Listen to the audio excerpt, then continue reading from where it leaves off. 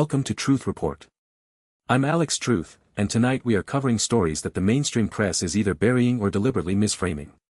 We have NATO intercepting missiles over Turkey, Iran counting its civilian dead from US-Israeli strikes, British lawmakers finally confronting the original sin of the Balfour Declaration, a geopolitical analysis connecting crises from Panama to Greenland, and Hong Kong squeezing its workers under the guise of pension reform. Maya, this is a heavy night. It is, Alex, and what strikes me immediately is how interconnected these stories are when you stop treating them as isolated incidents. We have a through line tonight that runs from colonial-era promises made in London boardrooms all the way to missiles being shot down over Turkish airspace in 2026. The common thread is empire, old empire, new empire, and the people caught in between.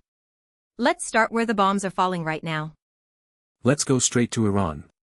Deputy Health Minister Dr. Ali Jafarian has confirmed that more than 1,255 people have been killed in the US-Israeli strikes, and he says most of them are civilians. Al Jazeera is reporting this. Now I want everyone listening to sit with that number. Over 1,200 people, and the official from the country being bombed is telling us the majority are not military targets. They are civilians. Families. Medical workers. People who had nothing to do with any of this. And what are we hearing from Washington and Tel Aviv?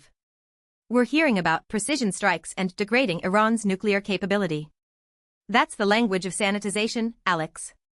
When you call it a precision strike and over 1,000 civilians are dead, the word precision has lost all meaning.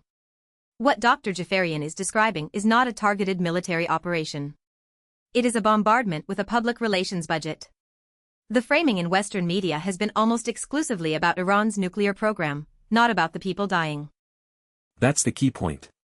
The story as told by most American and British outlets is about strategic objectives, neutralizing centrifuges, hitting command centers.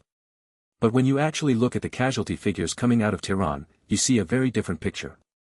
You see hospitals overwhelmed. You see residential neighborhoods hit. And the question nobody in the White House press room is asking is the most basic one in journalism: who is actually dying?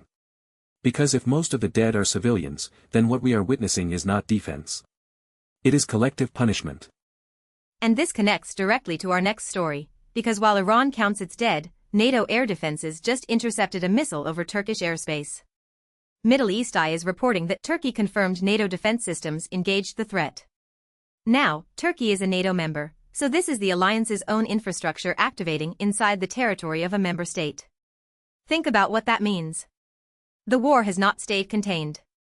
It is spilling across borders, and NATO is now operationally engaged in the defense of its southeastern flank. This is enormous, and it is not getting the front-page treatment it deserves. A missile entering the airspace of a NATO country and being intercepted by NATO systems, that is an Article 5 scenario in waiting. We don't yet have full confirmation of the missile's origin, but given the geography and the timing, this is almost certainly spillover from the Iran campaign. Turkey sits right on the doorstep. And the question every European citizen should be asking is, how close are we to a full NATO engagement in this war? Because intercepting a missile is not peacetime activity. And Turkey is in a uniquely complicated position. President Erdogan has historically tried to maintain relationships with both the Western alliance and regional powers, including Iran. Turkey has economic ties, energy agreements, and shared borders with the conflict zone. So when a missile crosses into Turkish airspace, it forces Ankara into a corner. Do they escalate? Do they invoke collective defense? Or do they absorb it quietly and hope it doesn't happen again? The fact that NATO systems were the ones that intercepted it suggests the alliance is already deeply embedded in Turkey's defense posture for this conflict. Now I want to pull the lens back, because the South China Morning Post ran an opinion piece that does something Western media almost never does: it connects the dots. The piece asks what the crises in Iran, Panama, Venezuela, and Greenland have in common. And the answer is geography. Specifically, choke points. Iran sits on the Strait of Hormuz, controlling Gulf energy flows. Panama controls one of the world's most critical trade corridors. Venezuela holds massive oil reserves. And Greenland sits atop the Arctic shipping routes that are opening up as ice melts. This is not about ideology. This is about the map. This is the analysis that should be dominating every editorial page, and instead it's buried in an opinion column out of Hong Kong. What the South China Morning Post is laying out is essentially the blueprint of 21st century imperial strategy. You don't need to plant a flag anymore. You need to control the passages through which goods, energy, and military assets move. Every single crisis the article identifies, every single one, involves a location where global trade or energy flows can be throttled. That is not coincidence. That is planning. And when you overlay this map analysis onto what's happening in Iran right now, the picture becomes crystal clear. The Strait of Hormuz handles roughly 20% of the world's oil supply. If Iran controls or can threaten that strait, it has leverage over the entire global economy. The strikes on Iran are not just about nuclear weapons. They never were. They are about ensuring that no regional power can hold the global energy supply hostage, or more accurately, ensuring that only the right powers get to do that. Because the United States has been controlling energy choke points for decades through military presence. Exactly. And the Balfour Declaration story ties directly into this history of great powers redrawing maps to suit their interests. Middle East Eye is reporting that dozens of British MPs and peers are now backing a call for the UK to formally apologise for the 1917 Balfour Declaration. For anyone who needs the history, that was the letter from British Foreign Secretary Arthur Balfour promising to support a national home for the Jewish people in Palestine, a land that Britain did not own, inhabited by a people who were never consulted. And this is not ancient history. This is the founding document of the modern Middle East crisis.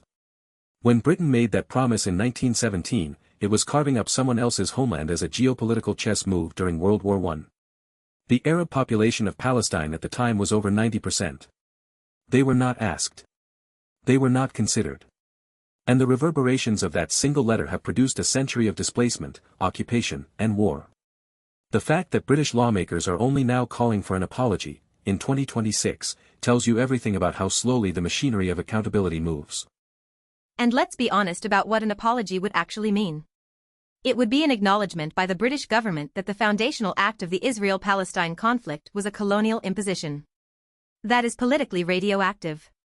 It implicates not just historical Britain, but the entire Western framework that has supported Israel's expansion since 1948. An apology would open the door to discussions about reparations, about the right of return, about the legal status of the occupation. That is why successive British governments have refused to do it. The cost of honesty is too high for the political establishment. And notice the timing, Maya. This push for an apology is happening while Israel, backed by the United States, is bombing Iran.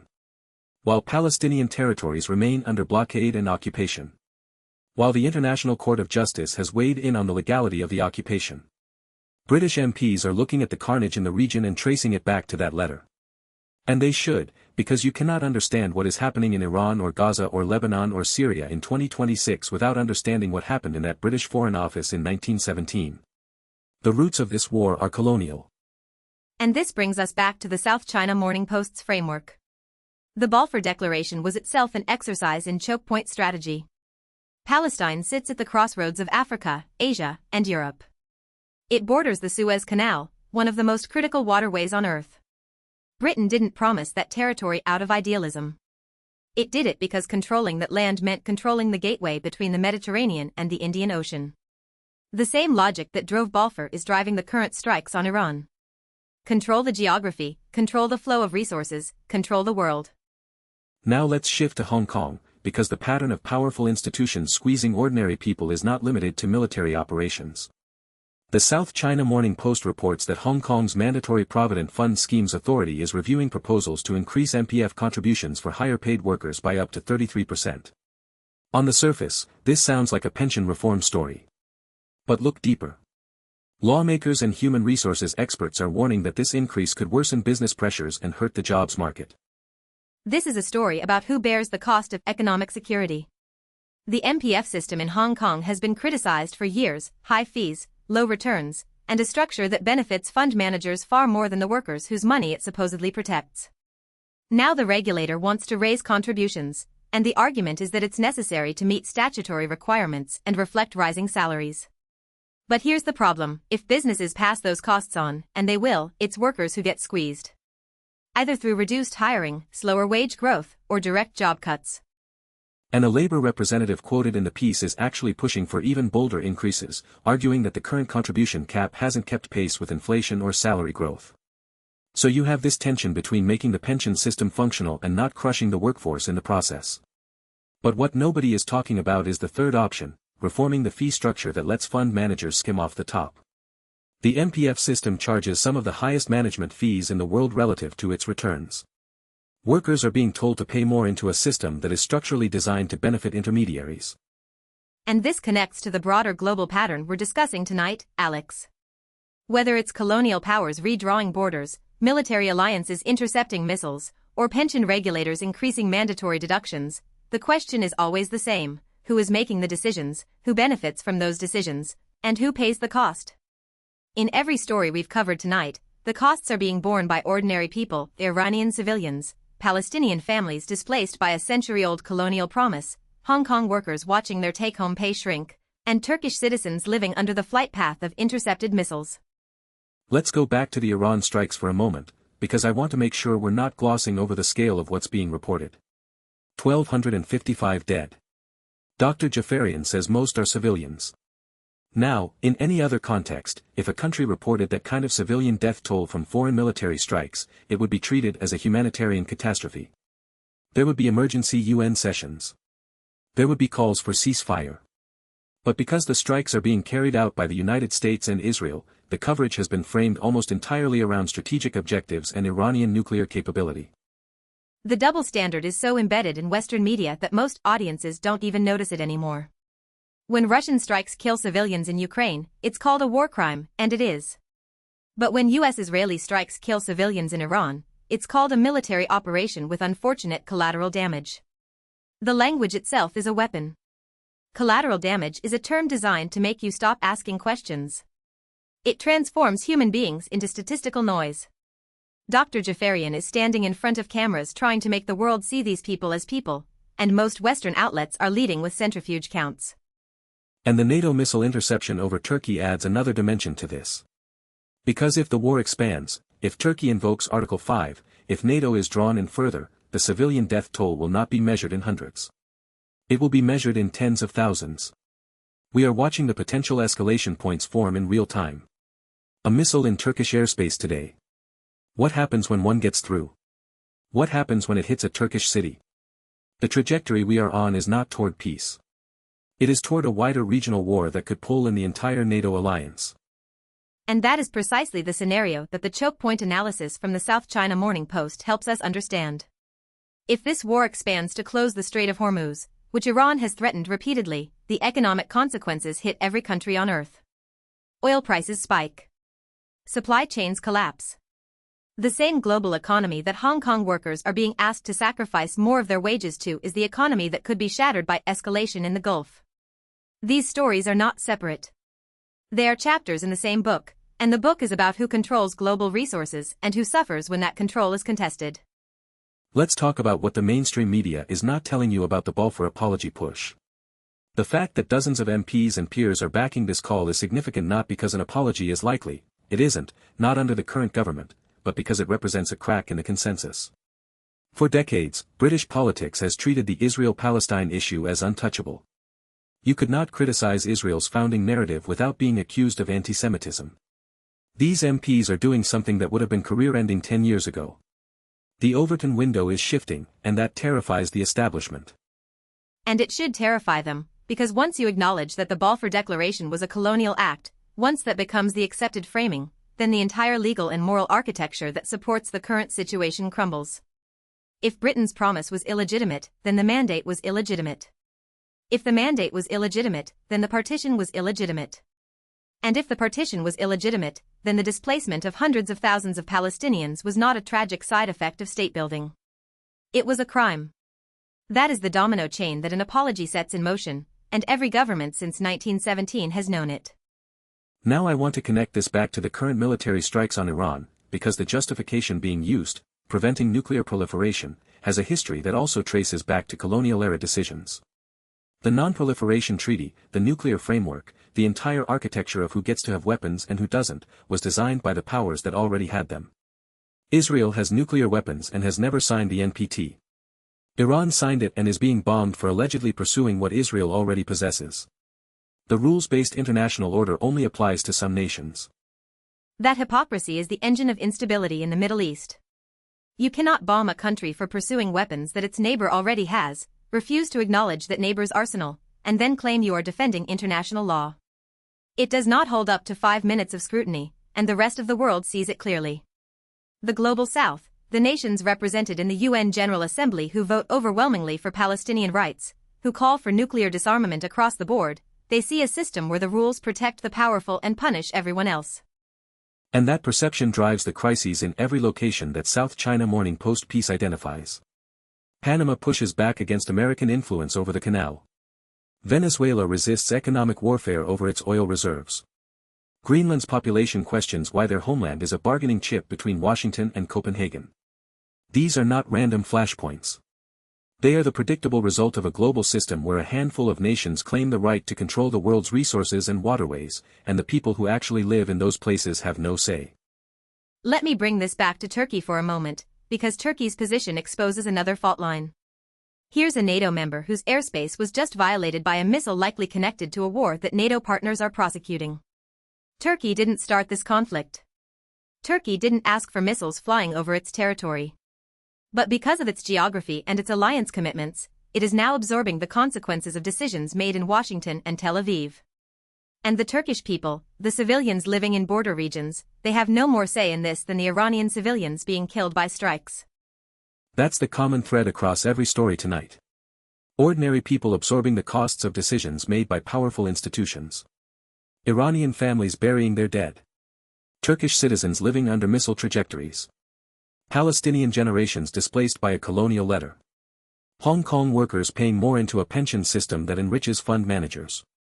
In every case, the decision-makers are insulated from the consequences. The generals who order strikes don't live in the blast zone. The politicians who refuse to apologize for Balfour don't live under occupation. The regulators who raise pension contributions don't worry about making rent. And that insulation is maintained by media systems that treat each of these stories as separate, as unrelated items in a news ticker. Iran is a national security story. Turkey is a NATO story. Balfour is a historical interest piece. Hong Kong is a business story. But when you lay them side by side, as we've done tonight, the pattern is undeniable. It is the same pattern it has always been: those with power project it across the map, secure the resources they need, and distribute the costs downward to people who never had a voice in the decision. So what do we do with this information? First, we refuse the framing. When someone tells you that 1,200 dead Iranians are collateral damage, you push back. When someone tells you the Balfour Declaration is ancient history irrelevant to today, you draw the line from 1917 to the current bombings. When someone tells you that pension reform is just a technical adjustment, you ask who profits from the current system. The first act of resistance is clarity, seeing the connections that power wants you to miss. Second, we demand accountability from our own governments. If you're in the UK, support those MPs calling for a Balfour apology and push for it to be more than symbolic, push for policy change. If you're in a NATO country, demand transparency about how close the alliance is to full engagement in the Iran conflict. Ask your representatives directly, what is the plan if Turkey invokes Article 5? Because if they don't have an answer, they haven't thought past the next news cycle, and that is not leadership. That is negligence.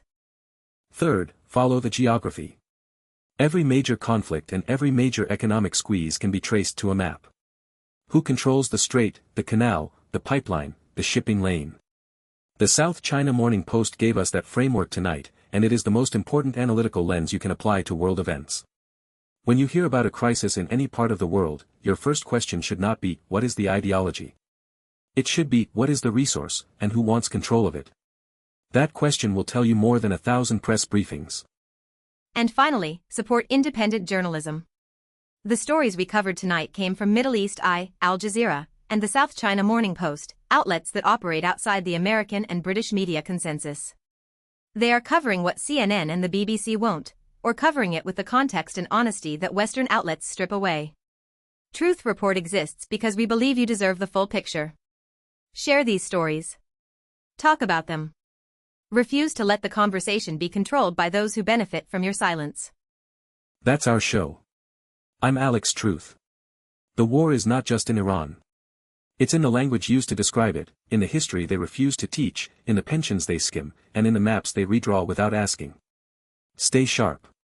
Stay informed. And we'll see you next time on Truth Report.